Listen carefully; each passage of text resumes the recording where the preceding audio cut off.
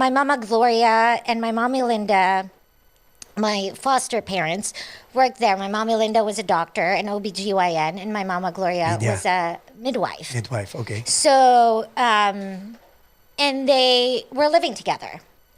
And Living together as... they were together. They were a couple. Okay. But they were not out about it Right. because it's the Philippines I know. in the 1980s. Even though you know how Filipino culture is. Pero ang galing, no? You have front seat to what LGBT is all about. Yes. Which is, we'll talk about that later. Yeah. I'm a child of Right? same-sex parents. Right, yeah. So So they took you in. they took me in. Oh, basically, anong nangyari was Yes. that my mom basically said, I need to figure out what I'm going to do with this child because I think she planned to leave me with my grandmother sa Negros, but then my grandmother wasn't feeling well and it didn't work out. I couldn't live with her family sa Negros because it wasn't like a good... Yeah. I don't know exactly the details. yeah. But Wow. so she left me, merong ward sa Chongwa Hospital.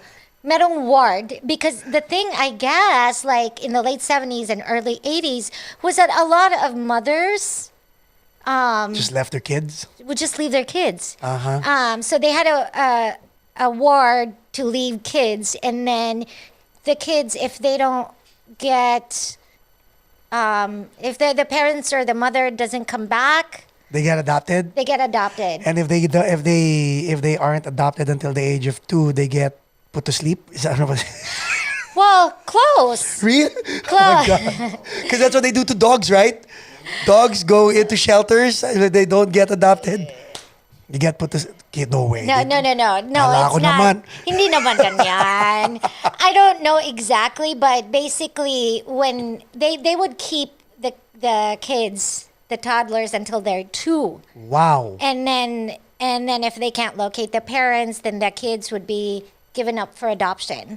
You were one of those kids? I was one of those kids. However, I was luckier because they actually knew who my real mom was.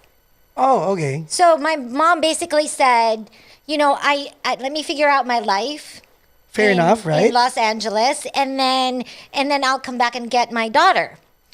But long story short, No long story short. Long story is, it was dark, and the See, descriptive na tayo. Descriptive writing na tayo. Okay, go. August. It was. Late Oh, I August. do have a funny story about my mom. Yeah, I mean... So my mom, because we had this whole thing. She basically left me in the hospital from birth until my mama and my mommy picked me up when I was 2.5 years old. So so basically we had, I had mother issues. I've written plays about my mom, like, like mother issues. But now me and my mommy Vicky have an amazing relationship. I love you, mommy. Amen. Galing, no?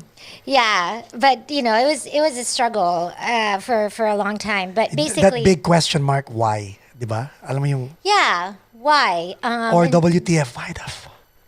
Yeah, but at this point in my life, like, I didn't understand her motivations, and she explained to me many times why she did that, and I couldn't really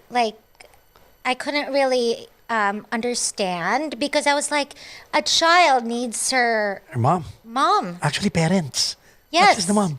Exactly. But if I can't have 2, then at least give me 1. Yeah. And, like, at least a mom to breastfeed, breast milk, all that stuff, right? Yeah. And so I was carrying a resentment towards my mom for a very long time. How long? Past your 20s? Past my 20s. I think I started, we didn't talk from when I was 22 to 31 or 32. Oh my God. A good 10 years, no? One decade halos. Yeah.